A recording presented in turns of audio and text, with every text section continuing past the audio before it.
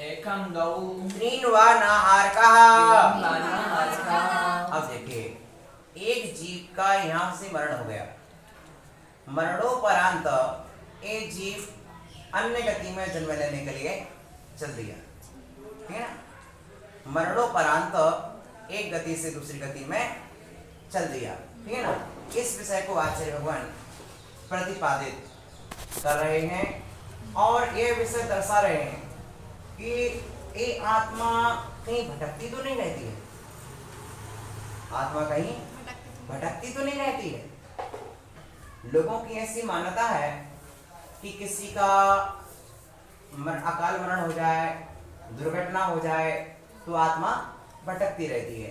तो आचार्य भगवान का स्पष्ट कहना है कि एक शरीर को छोड़कर दूसरे शरीर की प्राप्ति में कितना टाइम लगता है। सुन रहे क्वेश्चन? एक शरीर छोड़ा, मरण हुआ, एक शरीर छोड़ा और दूसरे शरीर की प्राप्ति में कितना टाइम लगता है, ना? वो प्रश्न अपने सामने है। उस विषय में आचार्य भगवान का कहना है एकम दो तीन, एक अथवा दो अथवा तीन समय तक जीव क्या होता है? अनाहारक होता है। अनाहारक, अनाहारक का मतलब यहाँ पर भोजन पानी से नहीं है और आहारक का मतलब भी भोजन पानी से नहीं है। यहाँ पर 3 शरीर और 6 पर्याप्ति की युग परमाणुओं की प्राप्ति नहीं होती। तो यहाँ पर कर्म तो आते हैं, 1 2 3 समय भी कर्म आते हैं, किंतु इतने काल में 9 कर्म नहीं आते। 8 कर्म तो आएंगे, ज्ञानावरण, दशनावरण, वेदनी, मोहिनी, आयु, नाम कर्म का तो आश्रम जारी रहेगा, ठीक है ना। समझ रहे ना? क्योंकि कसाय का संस्कार है, ठीक है ना। किंतु 9 कर्म नहीं आएंगे, इसलिए इनको 9 कर्म ना आने से अनाहारक कहा गया है। अभी आप यहाँ पर बैठे, आपको कुछ मिला कि नहीं मिला? आप कहीं भी रहेंगे वहां पर आपको ऑक्सीजन तो मिलेगी, बिना ऑक्सीजन के तो आप रहेंगे नहीं। तो ऑक्सीजन जो मिलेगी उसमें 9 कर्म परमाणु मिले आपको। अपने शरीर के योग, अपनी पर्याप्ति के योग परमाणु उस ऑक्सीजन से आपको मिल रहे हैं, इसलिए आप जीवित हैं, ठीक है। लेकिन विग्रह गति में ऑक्सीजन भी नहीं मिलती, तो शरीर ही नहीं है ऑक्सीजन लेने वाला। ऑक्सीजन कौन लेगा? शरीर लेगा, और शरीर नहीं तो ऑक्सीजन क्या लेगा? मतलब उसमें 10 प्राण नहीं होते हैं। कितने प्राण रहते हैं वहाँ? शरीर ही नहीं है ना। नहीं, कितने प्राण रहते हैं विग्रह गति में? इंद्रियां तो रहती ही नहीं। एक जब शरीर धारण करेगा तो वहां प्राण धारण करेगा, है ना। अभी जब शरीर को धारण करने पहुंचेगा वहां प्राण धारण करेगा। अभी तो यहाँ प्राण रहे थे, मरण प्राण रहित हुआ ना, तब तो मरण हुआ उसका। जीव है इसलिए चेतना प्राण। हाँ, चेतन, वो भाव प्राण हो गया। ये तो अब द्रव प्राण की चर्चा कर रहा है। प्राण रहित हुआ मैंने द्रव प्राण का मरण हुआ, भाव प्राण रहित का कोई काल में जीव होता ही नहीं है। अधिकारात समय अभिसंबंधा, समय का अधिकार होने से उसका संबंध है। वापत का अर्थ विकल्प, और विकल्प जहां तक विपरीत है वहां तक ही लिया जाता है। ये बहुत अच्छी बात ध्यान में रखने के हैं। वापत का अर्थ विकल्प है, समझ रहे ना। वापत का अर्थ विकल्प है और विकल्प जहां तक विपरीत है वहां तक ही लिया जाता है, समझ रहे ना।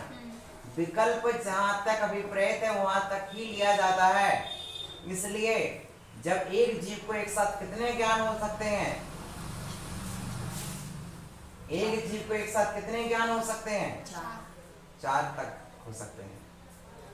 यदि एक ज्ञान होगा तो केवल ज्ञान, कोई भी बस भूल गए। केवल ज्ञान। ये क्या बोल रहा है? वहां पद का अर्थ विकल्प है और विकल्प जहां तक विपरीत है वहां तक ही लिया जाता है। केवल ज्ञान में तो भेद होता ही नहीं है। भेद तो 6 ज्ञानों में पढ़ते हैं, भेद तो 6 ज्ञानों में पढ़ते हैं। तो नहीं होगा, 2 हो गए। उपयोग में एक ही होगा। ठीक है ना। लब्धि में कितने भी ज्ञान पढ़े रहे, लेकिन उपयोग में एक ज्ञान होगा, मति ज्ञान अकेला भी होगा, हाँ। और मति ज्ञान के पश्चात श्रुत ज्ञान अकेला भी होगा। लब्धि में पढ़ा रहे, आपकी थाली में 4 रोटी पड़ी हैं, लेकिन हाथ में तो 1 गिलास लेकर आप और लेके खाते हो ना। थाली में सब्जी की कटोरी पड़ी है, थाली में आपकी कितनी पड़ी है, थाली में कितनी रोटी है, 4 रोटी, लेकिन हाथ में एक गिलास। 1 गिलास। उसी तरह से ज्ञान तो आपकी सत्ता में 4 ज्ञान हो सकते हैं, लेकिन उपयोग में की अपेक्षा देखें तो एक ज्ञान उपयोग में होगा, चाहे मति ज्ञान अकेला हो, या श्रुत ज्ञान अकेला हो, या अवध ज्ञान अकेला हो, मनप्रिय ज्ञान अकेला हो। जब हम उपयोग की अपेक्षा चर्चा करेंगे तो एक ज्ञान, और लब्धि की अपेक्षा चर्चा करेंगे तो एक ज्ञान अथवा 2 ज्ञान अथवा 3 ज्ञान अथवा 4 ज्ञान। तो यहाँ पर ये कहना वाक पद का अर्थ विकल्प है, और विकल्प जहां तक विपरीत वहां तक लिया जाता है। इसी बात को तत्वार्थ श्लोक वार्तिक अलंकार ने इन्हीं की बात को दोहराया है, क्योंकि विकल्प 6 समय ज्ञान में होता है। तो वही पूछेंगे, केवल ज्ञान में तो कोई विकल्प है ही नहीं, वो तो अकेला स्वतंत्र होता ही है, ठीक है ना। तो उन 4 में भी एक कथन ऐसा भी आता है आगम में, ठीक है ना। एक कथन यद्यपि ये सत्य है कि केवल ज्ञान अकेला होता है, लेकिन वो लब्धि उपयोग दोनों की अपेक्षा, लेकिन जब 6 भावों की अपेक्षा पहुंचा जाए तो मति ज्ञान भी कम करता है। ठीक है ना, तो ये बात समझना।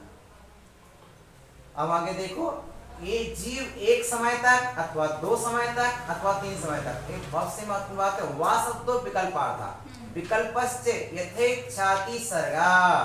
विकल्प जहां तक विपरीत है वहां तक ही लिया जाता है।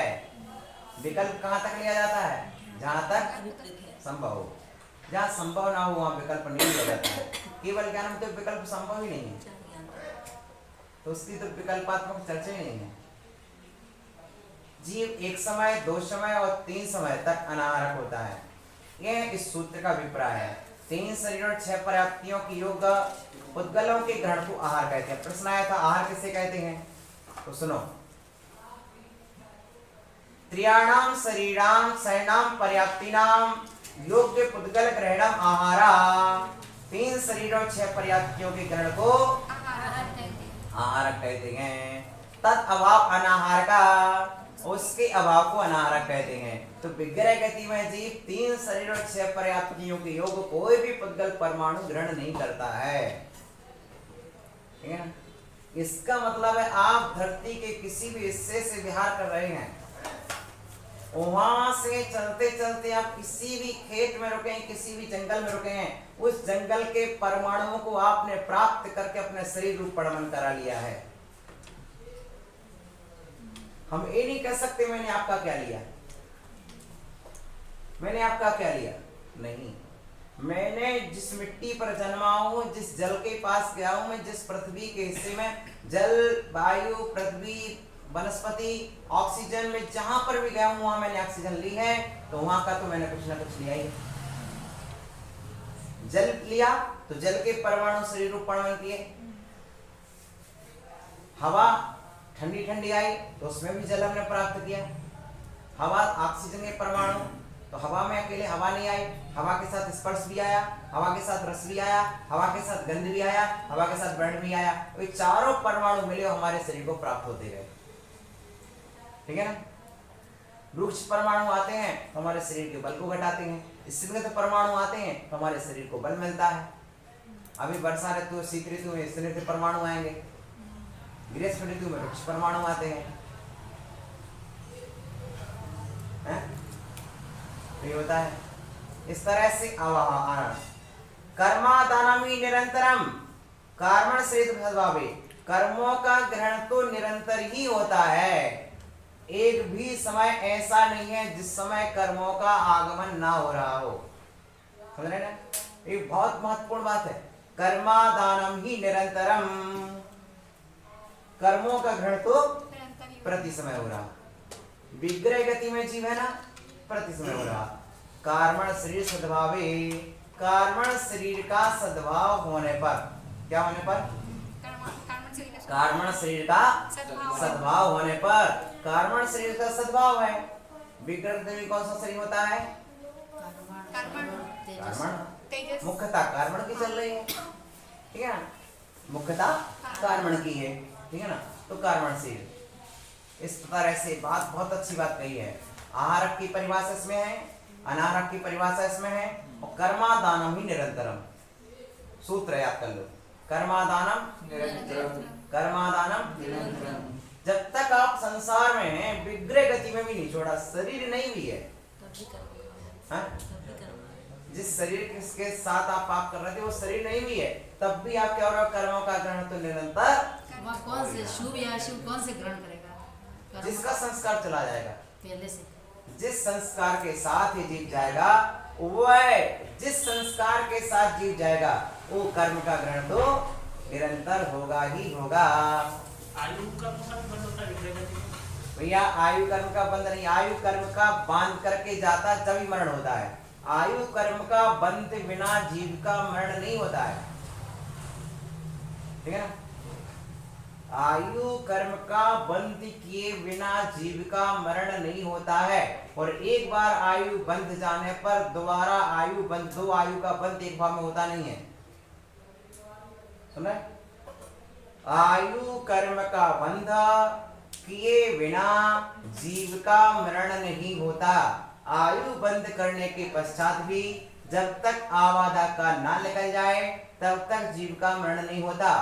आयु बंध एक भाव में दो आयु का बंध नहीं होता, एक भाव में दो बार आयु का बंध नहीं होता। आयु बंध के अवसर 8 बार आते, लेकिन बंध एक ही बार होता है, समझ रहे? उत्कर्षण हो सकता है, अपकर्षण हो सकता है, लेकिन आयु बंध में संक्रमण नहीं होता है, गति बंध में संक्रमण होता है। जिस जीव ने नरक गति को बांधा है वह जीव देवगति में जा सकता है, मानव। जिस जीव ने नरक गति का बंध किया है वह जीव देवगति जा सकता है। जिस जीव ने गति का बंध किया है वह जीव अनुस्मृति में आ सकता है। क्या क्या सही बाबा जी, क्या बोल रहा हूं मैं? गति और आयु में गति और आयु आयु में क्या फर्क तो यहाँ की आयु बंद जिस जीव ने नरक गति का बंध किया है वह जीव देवगति जा सकता है। बोलो, पच रही कि नहीं पच रही? वो तो निरंतर हो रहा है, गति का बंद निरंतर। कर लिया तो देवगति में कैसे जाए? बस यही राज तो है गति बंद हो गति भाई। बंद करते जो रोटी नहीं पचे अपन को वो और थोड़ी सेक लेना चाहिए, ठीक है ना। जो बात नहीं पचे उसको थोड़ा और समझ लेना चाहिए। तो सुनो, गति नाम कर्म की प्रगति है, और गति बंध में संक्रमण पाया जाता है, और आयु कर्म अलग है। मैंने आपसे गति कर्म की चर्चा की है। गति कर्म की 93 प्रगतियां हैं, नाम कर्म की 93 प्रगतियां हैं, उसमें गति की 4 प्रगतियां हैं, और आयु कर्म की सिर्फ 4 प्रगतियां हैं, ठीक है ना। तो सुनो, नाम कर्म का बंध प्रति समय चल रहा है। इस समय आप हो सकता है देवगति का बंध कर रहे हो, 1 घंटे पहले त्रिंच गति का बंध कर रहे होंगे, 1 घंटे पहले मनुष्य गति का बंध कर रहे हो, और उसके पहले 1 घंटे पहले नरक गति का भी बंध संभावना हो सकती है। हो सकता है कि 4 मिनट के अंतर अंतर आप 4 घंटे के अंदर अंदर 4 गति का बंध कर लें, समझ रहे ना? क्योंकि निरंतर बंधी गति बंध प्रगतियां कैसी है? निरंतर बंधी, है ना। तो ये गति बंध चल रहा है, लेकिन उदय किस रूप आएगा? उदय किस रूप आएगा? उदय आएगा आयु बंध के अनुरूप, संक्रमण हो जाएगी। अब एक जीव ने नरक गति का बंध किया है, अब देवगति कैसे जाएगा? वो एक प्रश्न है आपके सामने। तो मैं आपसे कह रहा हूं, जिसने नरक गति का बंध किया है उसने आयु बंध कौन सा किया है? यदि उसने देवायु का बंध किया है तो उसकी नरक गति जो है देवगति रूप संक्रमण उसका द्रव्य आएगा। नरक गति का द्रव्य भी परिणामित होकर के क्या हो जाएगा? देवगति रूप हो जाएगा, औस रूप आएगा, ठीक है ना। और आयु बंध देवायु बांधी है। जिसने त्रेंच आयु का बांधा है उसका देवगति संबंधी पूरा संपूर्ण द्रव्य किस रूप परमाणु होकर क्या जाएगा? ग्रहण जाएगा। इसलिए आयु बंध मुख्य है, गति बंध मुख्य नहीं है। गति बंध तो बदलता रहता है। गति बंध बदलता रहता है, आयु बंध नहीं बदलता। स्पष्ट हो गया? गुरुदेव जैसे अभी 1 घंटे पहले नरक गति का जो बात किया था, हाँ तो उसका क्या हुआ? जैसे अभी आयु अपना देवायु बांधी, हाँ जैसे गति का बंध कंटिन्यूस चलता ही रहता है, हाँ। तो उस गतियों में कभी जाएंगे वापिस? जैसे नरक गति का बंद किया है, पड़ा रहेगा सत्ता में, हाँ वही द्रव पड़ा रहेगा सत्ता में। विंसत्रे नाम गोत्रियो, नाम कर्म का बंध 20 कोड़ा कोड़ी सागर तक का पड़ता है, खाते में जमा हो गया, देखा जाए। और संक्रमण भी तो होता है, संकर नहीं परिवर्तन हो जाता है। नरक गति में जो द्रव होता है वो देवगति रूप परिणमन कर सकता है, पाप पुण्य रूप परिणमन कर जाता है, पुण्य पाप रूप परिणमन, असाता साता रूप परिणमन कर जाती है, साता साता रूप परिणमन कर जाती है, समझ रहे हैं? तो वेदनी कर्म में परिणमन हो जाता है। ज्ञानावरण की प्रकृतियों में जो क्या है, सिर्फ आयु बंध एक ऐसा है कि उसमें परस्पर संक्रमण नहीं पाया जाता है। हाँ, और गति कर्म में है वो परस्पर संक्रमण पाया जाता है। जैसे असाता का बंध किया और साता रूपोदय में आ जाएगा, बंद करते समय असाता और भोगते समय साता, वो संक्रमण हो जाएगी पीछे प्रकृति। ये सबसे महत्वपूर्ण बात अपन को समझ लेना चाहिए कि प्रकृतियों का संक्रमण भी होता है। यदि ये संक्रमण नहीं होता तो हम धर्म के निकट कभी नहीं आते। हमको तकलीफ होने पर हम धर्म के पास नहीं जाते, हम गुरुजनों के पास नहीं जाते, मैना सुंदरी अपने कष्ट को मिटाने के लिए मुनिराज के पास नहीं जाती, हम भगवान की पूजा अर्चा अभिषेक तप त्याग बिल्कुल नहीं करते। यदि ये प्रकृति का संक्रमण नहीं पाया जाता, प्रकृति का आकर्षण नहीं होता, और पुण्य प्रकृतियों का उत्कर्षण भी होता है, पाप प्रकृतियों का आकर्षण होता है। इसलिए सभा के पहले क्षण में मंगलाचरण कहते हैं, ठीक है ना? मंगलाचरण करने से अशुभ शुभ संक्रमण कर जाता है, ठीक है ना? और शुभ का उत्कर्षण हो जाता है, तो वह ऊंचे स्थान पर जाके बैठ जाता है, शुभ अपनी उच्च दशा में पहुंच जाता है, अशुभ शुभ रूप परिणमन कर जाता है। इसलिए प्रकृति संक्रमण होता है।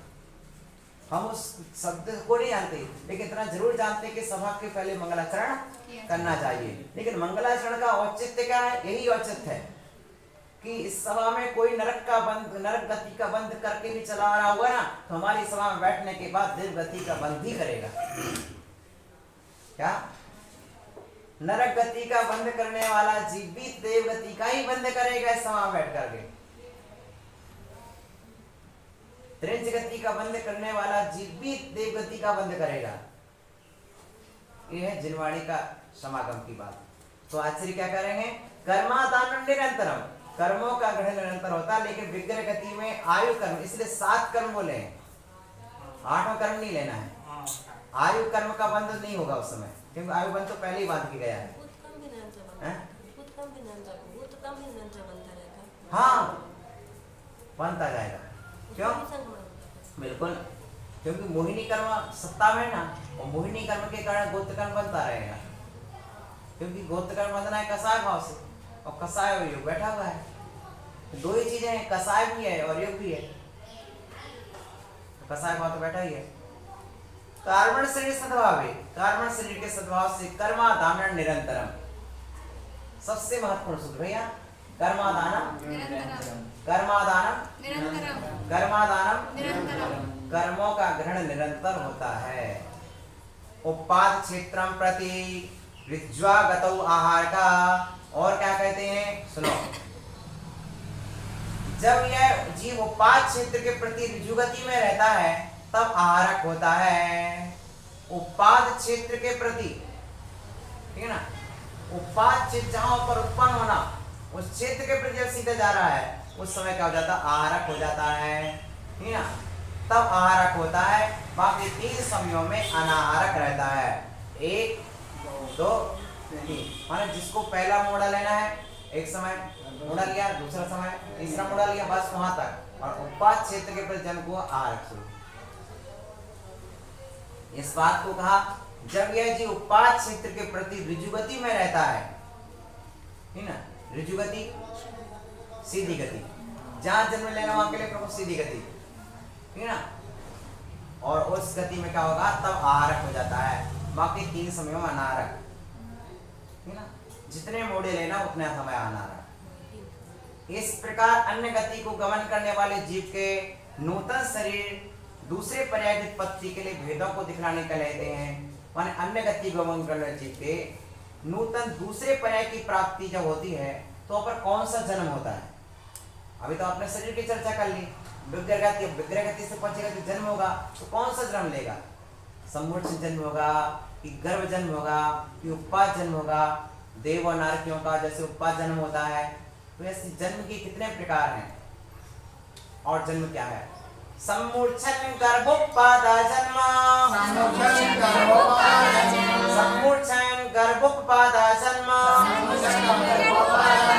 सम्मूर्छन गर्भोत्पाद जन्म, सम्मूर्छन जन्म, गर्भ जन्म और उपपाद जन्म। सम्मूर्छन जन्म, गर्भ जन्म और उपपाद जन्म, ये 3 तरह के जन्म होते हैं, ठीक है ना। अब इन तीनों के अपन परिभाषा समझ लें, उससे पर वो ये पता पड़ जाएगा हमारा जन्म कौन सा है और पूर्व में हमने कौन कौन से जन्म धारण किए हैं, आगे हमारा कौन सा जन्म होगा, ये भी अपन को पता पड़ता है। और कौन से जन्म की परिभाषा क्या है। सम्मूर्छन, तीनों लोकों में ऊपर नीचे तिरछे देह का चारों ओर से ग्रहण करना सम्मूर्छन है।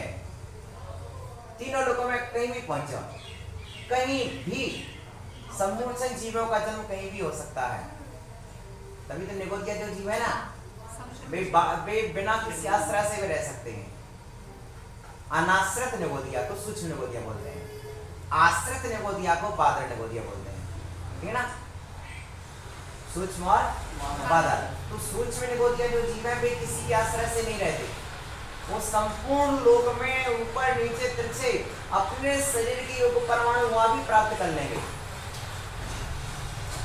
माने हमारा अनादिकालीन इतना चिरकालीन अभ्यास है, तो हम तीनों लोक में कहीं भी जाएंगे हमारे शरीर की योग परमाणु हमें वहां भी मिलेंगे। इतना पुण्य तो जीव का रहा ही रहा है, ठीक है ना।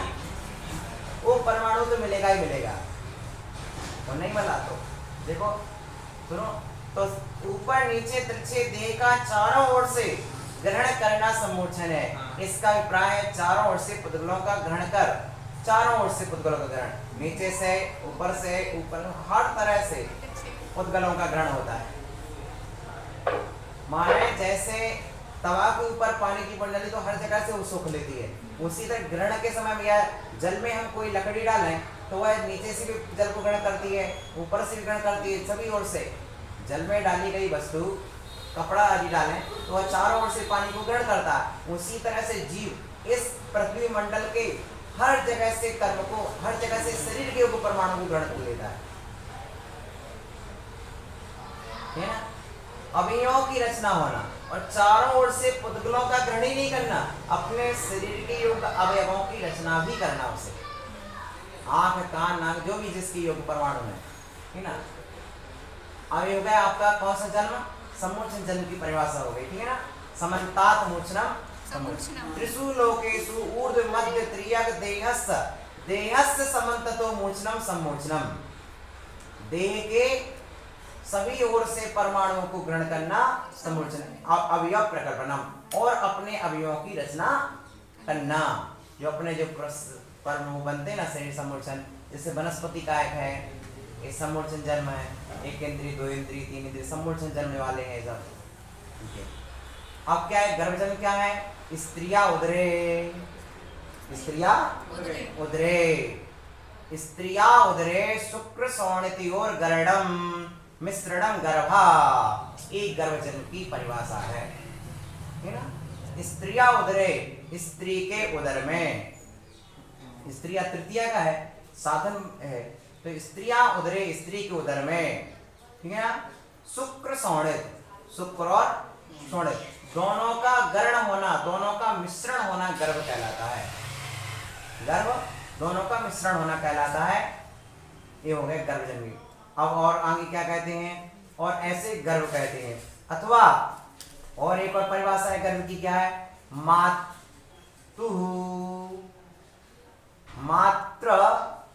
उपभोक्त आहार गरणात गर्भ, अथवा माता के द्वारा उपभुक्त आहार के ग्रहण को गर्भ कहते हैं, ग्रहण होने को गर्भ कहते हैं। माता के द्वारा जो आहार भोगा गया है उस आहार की जो प्राप्ति होती है उसे गर्भ कहते हैं। लेकिन एक जो महत्वपूर्ण परिभाषा जो पहले दी है उसको पहले है शुक्र और शोणित जो दोनों का मिश्रण है उसको गर्भ कहते हैं, है ना। उपेत, अब एक और, अब इसके पश्चात गर्भ के पश्चात आती परिभाषा किसकी, उत्पाद की। उपेति, उपेत प्राप्त करके, पद्यते अस्मिन्निति उत्पादा, अर्थात प्राप्त होकर जिसमें जीव हलन चलन करने लगता है। उपेत पद्यते, उत्पन्न होकर के जीव जहां पद्यते गमन करने लगता है, दौड़ने लगता है, वो उत्पाद जन्म है, ठीक है ना, हलन चलन करने लगता उत्पाद जन्म है। उत्पाद यह देव और नारिकों की उत्पत्ति स्थान विशेष की संज्ञा है। क्या है यह, देव नारक उत्पत्ति स्थान विशेष संज्ञा। उत्पाद जन्म किसकी संज्ञा, उत्पाद देव और नरकों के उत्पत्ति स्थान की संज्ञा है उत्पाद। एते त्रया, एक तीन संसारिणाम जीवानाम, संसारी जीवों के जन्म के प्रकार कहे गए हैं। सम्मोचन जन्म, गर्भ जन्म और उत्पाद जन्म। देव और नारिकों का कौन सा जन्म होता है, उत्पाद जन्म होता है ना। मनुष्य और त्रेंचों का जन्म कौन सा होता है, गर्भ और सम्मोचन जन्म होता है। हाँ, त्रेंच कहाँ से शुरू हो जाते हैं, एक इंद्रिय से त्रेंच शुरू हो जाते हैं, ठीक है ना। एक इंद्रिय से त्रेंच, इसलिए मनुष्य और त्रेंचों के सम्मोचन और गर्भ जन्म, ठीक है ना। और देव नारिकों के उत्पाद जन्म हो गया, चारों गति का क्लियर हो गया। हाँ, मनुष्यों के समोच्चन जन्म से, हाँ, मनुष्यों का समोच्चन जन्म होता है। समोच्चन मनुष्य होते हैं, हाँ, होते नहीं होते, पूरी पर्याप्ति प्राप्त नहीं करते, नहीं, पर्याप्तक भी होते हैं, पर्याप्तक होते हैं, एक समोच्चन पर्याप्तक। 10 प्राप्तियां पूरी होती हैं, समुच्चन जो प्राप्तक होते हैं उनकी प्राप्तियां पूरी होती हैं। देखो वो भिन्न होते हैं जो सिर्फ अपने उच्चतम सीमा है, पर्याप्तियां पूर्ण होने के साथ ही मरण हो जाता है उनका। जो कांख आदि में जन्म लेते हैं, नाभि आदि में जन्म लेते हैं, या शरीर के पसीना आदि से जो उत्पन्न होते हैं ना समोच्चन मनुष्य, ठीक ना, उनका नपुंसक वेदी होता है, ठीक है ना, और वो समोच्चन मनुष्य कहलाते हैं, ठीक है ना।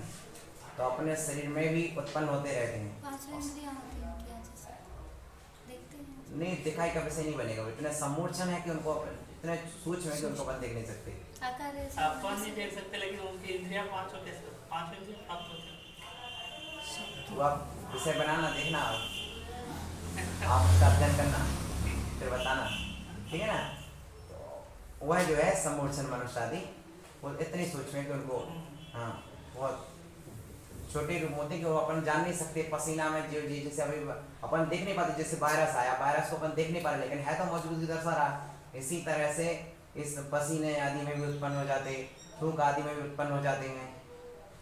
थूक में, पसीना में, मल में, मूत्र में, किसी भी स्थान से उत्पन्न हो सकते, किसी भी स्थान पर उत्पन्न हो सकते हैं समोच्चन मनुष्य। इसलिए उस खास क्या जिन मनुष्यों के लिए शरीर में अनुराग रहा, वे शरीर के उस भाग में जन्म ले लेते हैं। लेकिन कैसे जन्म लेंगे, सम्मोचन होकर के, सम्मोचन होकर के जन्म ले लेंगे वो। इसलिए राग इतना खतरनाक है, राग इतना खतरनाक है, ठीक है ना। तो इस तरह से गर्भ जन्म, सम्मोचन जन्म, उत्पाद जन्म, 3 तरह का जन्म होता है।